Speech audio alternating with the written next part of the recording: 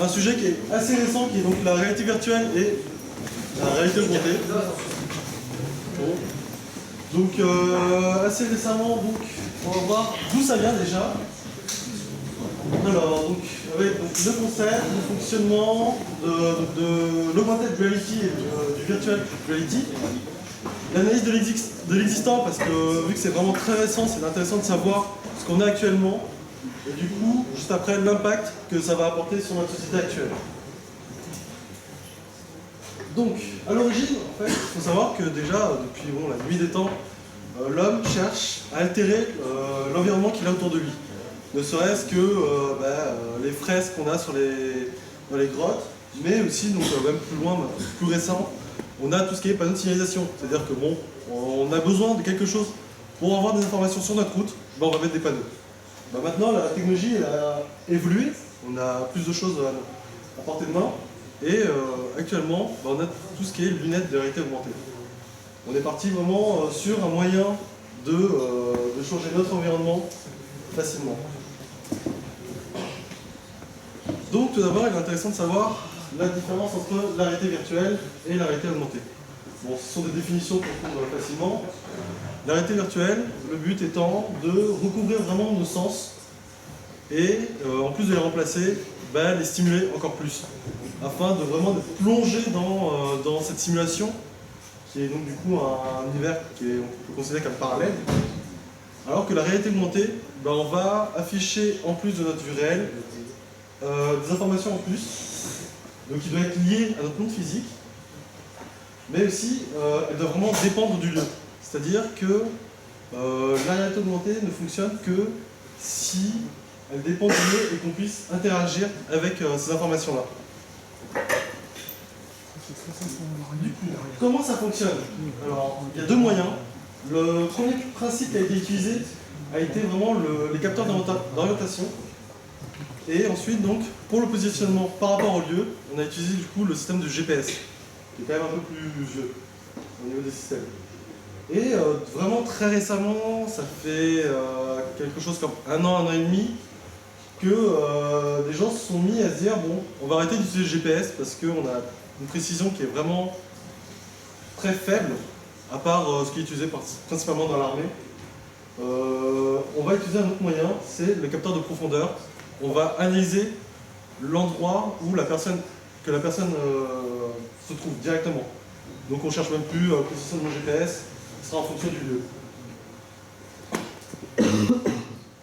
Donc le capteur d'orientation, c'est un système qui est bien chiant, clairement je le dis. Pour travailler dessus, c'est qu'on va utiliser trois différents capteurs, l'accéléromètre, le magnétomètre et le gyroscope. En clair, on a une boussole et en plus, on permet d'avoir une boussole sur les trois dimensions. Donc, on a vraiment une orientation en 3D de la vue de la personne. Si on utilise le gyroscope en plus de l'accéléromètre et le magnétomètre, c'est que sur les deux premiers, on a un bruit qui est assez fort, qui nous oblige en fait de prendre ça donc, sur les basses fréquences, alors que le gyroscope, on va avoir un cumul d'erreurs élevé, et du coup on fait l'inverse avec. Du coup après on utilise tous les deux. Et du coup, les capteurs, on rajoute le GPS, l'exemple que j'ai trouvé qui est peut-être le plus récent et intéressant, c'est Pokémon Go. En clair, en fonction de l'environnement où on est, donc avec le GPS, on sait qu'à cet endroit-là, on pourra mettre des objets avec lesquels l'utilisateur va directement interagir. Donc là, principe classique, où on a un Pokémon qu'on arrive à trouver et qu'on va capturer. L'autre fonctionnement, qui a été vraiment développé principalement par Google, c'est le capteur de profondeur, avec un des projets que je vais présenter après. Où là, donc, on a d'abord le motion tracking, où on va suivre en fait, le déplacement de la personne, ce qui nous permet d'avoir en fait, un premier plan 2D, c'est-à-dire une carte du déplacement de la personne. Et derrière, on va utiliser donc, le capteur de profondeur et même le capteur de couleur en soi, pour avoir l'environnement dans lequel il se déplace. Donc on a notre plan en fait 2D qui est la surface, et un plan de profondeur qui est en fait la dernière dimension qui nous manque. Voilà. Alors on arrive à l'analyse de l'existence, où donc, en fait il faut savoir que les lunettes de réalité virtuelle en fait, ça date de 1994, les premiers modèles qui ont été commercialisés, mais qui ont fait un gros flop. Là c'est Virtual Boy qui a été fait par Nintendo, et le jeu était juste un Mario Tennis. Ça n'a pas fonctionné. Pourquoi? Parce que à l'époque, il n'y avait vraiment pas la notion de mouvement, c'est-à-dire que la personne les mettait, mais n'avait pas la possibilité de se déplacer dans son monde et que ça interagisse en fait avec le monde virtuel qui avait été créé. Donc un intérêt qui était très faible. Et on arrive à ce qu'on a maintenant, avec en partie l'Oculus Rift qui a été vraiment le pionnier dans la technologie de la réalité virtuelle. Et à côté, donc, HTC Vive. Oculus Rift, il faut savoir que c'est un gamin de 18 ans qui l'a développé. Donc il est plus jeune que la plupart d'entre nous. Et au départ, il était juste parti d'un smartphone classique. Et il a juste mis des lunettes de ski. Il l'a mis dans des lunettes de ski et il l'a fait. Et il s'amusait à développer, c'était... je sais même plus quel jeu c'était, mais il a fait un jeu classique et il l'a mis sur son smartphone. Et derrière, donc, on a HTC Vive, qui est là très récent et qui se met en fait avec la plateforme Valve afin de pouvoir offrir des jeux sur lesquels on pourra jouer avec. Ensuite, donc, là on part sur la technologie plutôt réalité augmentée, avec le projet HoloLens qui a été fait par Microsoft, où là on a plus un but vraiment professionnel. On va chercher en fait à aider les différentes professions à avoir un plus-value sur leur travail. Un des exemples qui a été présenté en fait donc par Microsoft a été la vue d'un cœur en 3D directement avec les HoloLens, et le but étant d'aider en partie dans la profession, dans la formation des étudiants. Donc c'est un truc qu'on pourra voir dans les années à venir, d'avoir des formations avec des modèles 3D qu'on pourrait projeter directement avec des lunettes de réalité augmentée. À côté, donc c'est le Project Tango qui a été fait par Google. Ça a commencé il y a 3 ans maintenant, qui est entièrement sur tablette, parce qu'il faut se rappeler que tout ce qui est réalité augmentée et réalité virtuelle n'est pas forcément sur des lunettes. Il y a des projets qui se font sur des smartphones et sur des tablettes, comme le Project Tango, où là, on a des projets où on va chercher à modéliser une pièce, où on a en fait donc un capteur de profondeur, et ne serait-ce qu'ici, si je modélisais cette pièce là, je pourrais la modifier, rajouter des choses à l'intérieur. Ça peut être utilisé pour du design intérieur facilement. Voilà. Et ensuite, alors, un concept qui est vraiment, que j'ai trouvé ça génial, qui a commencé donc pas mal d'années maintenant celui-là, et qui devrait voir le jour cet été. C'est un parc d'attraction, donc The Void. Un parc d'attraction où là on va avoir différents thèmes, et le but étant d'être entièrement en réalité virtuelle. Donc le principe, donc, on peut voir là un joueur, une personne qui teste en fait justement le parc d'attraction, c'est-à-dire qu'on part avec vraiment un décor des plus simplifiés, mais tous les détails en fait de ce décor va être fait entièrement avec les lunettes de réalité virtuelle.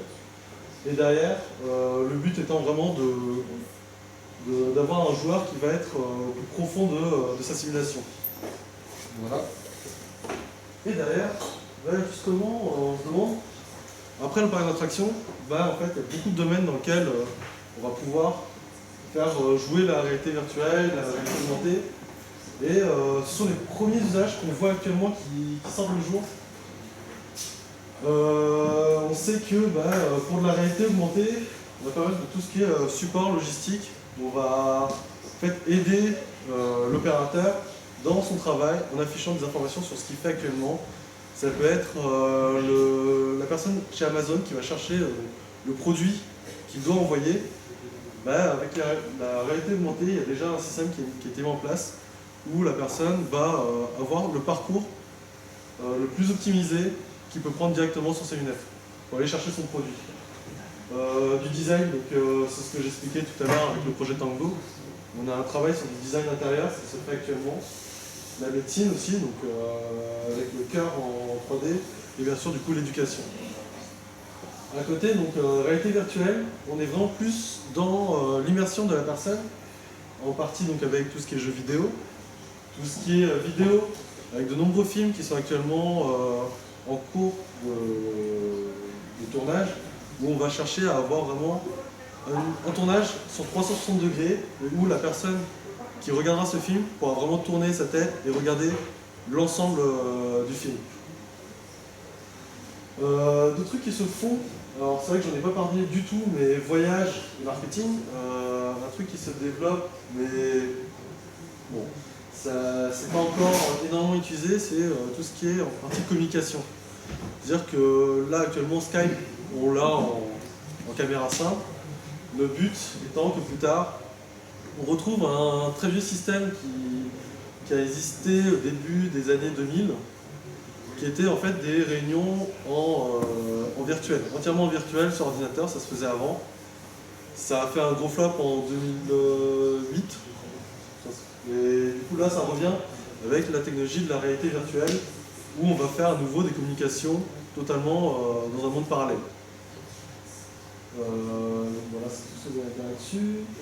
Et du coup, on s'attend à ce qu'en fait, ces deux technologies vont apporter un gros plus au niveau économique.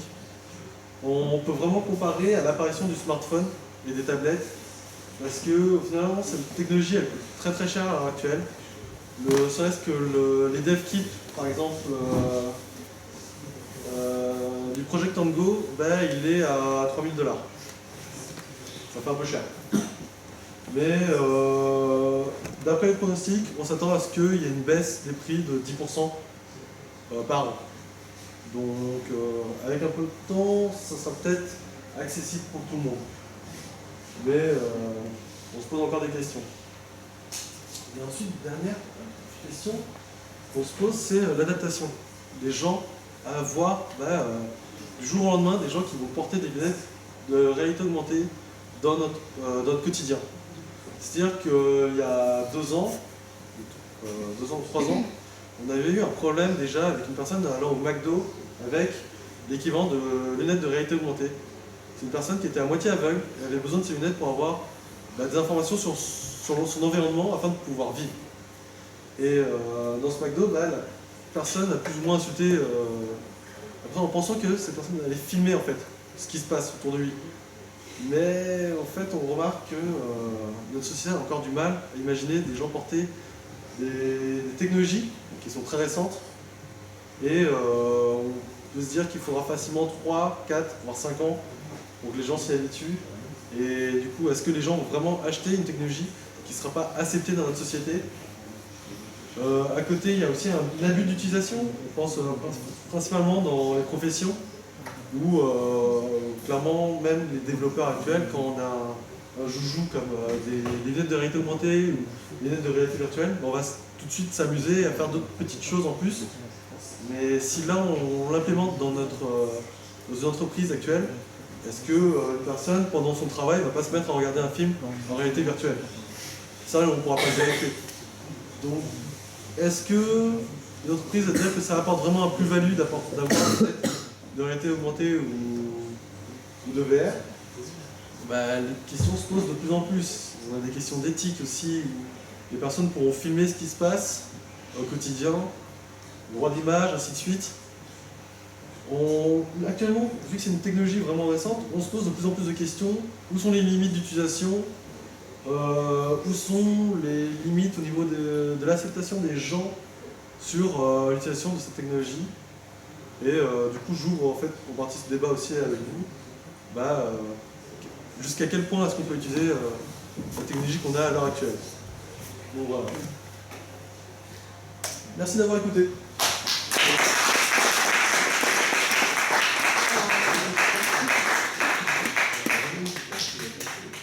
Vas-y, Apache. Est-ce que tu pourrais expliquer le coup du mélange entre accéléromètre, gyroscope et magnétomètre? Parce que c'était un peu rapide, j'ai pas compris, Ouais, en fait. c'est vrai que j'ai beaucoup accéléré pour stocker dans les temps. Ouais, mais du coup, j'ai pas compris comment ça marchait en fait. Enfin, je vois à peu près le principe, mais en gros, c'est l'erreur que tu minimises l'erreur en combinant les deux.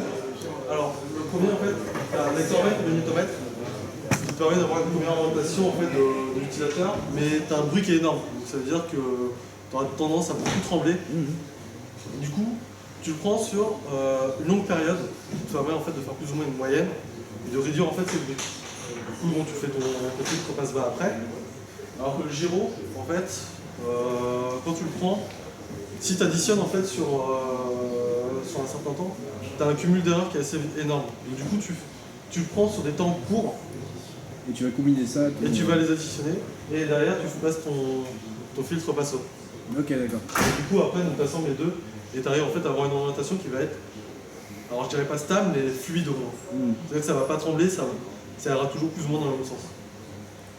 Ok. Voilà. Mais ça, c'est vraiment pour expliquer l'orientation, comment ça fonctionne quoi, au final. Est-ce qu'il y a d'autres questions? Moi je me demandais, c'est un peu une question con, mais est-ce qu'il y a des études qui ont été faites sur les effets que ça peut avoir sur la vie? Que ce soit pour la réalité virtuelle ou pour la réalité augmentée. C'est peut-être un peu parano, mais j'ai toujours l'image du truc qui va être collé à mes yeux, qui va... Alors en réalité virtuelle, t'as pas tant de soucis, pas plus qu'un écran classique dans tout ce qui est réalité virtuelle, parce que là ils utilisent principalement une technologie OLED et c'est le cas de ce que tu vas recevoir sur ton écran au final. C'est plus au niveau de la réalité virtuelle, c'est une immersion où la personne va être déstabilisée sur des mouvements trop violents. C'est-à-dire que bon, c'est des pertes d'équilibre, c'est ce genre de choses. Et psychologiquement, en fait, les gens vont commencer à assimiler le monde réel et le monde virtuel, et c'est le plus dangereux qu'on connaît actuellement dessus.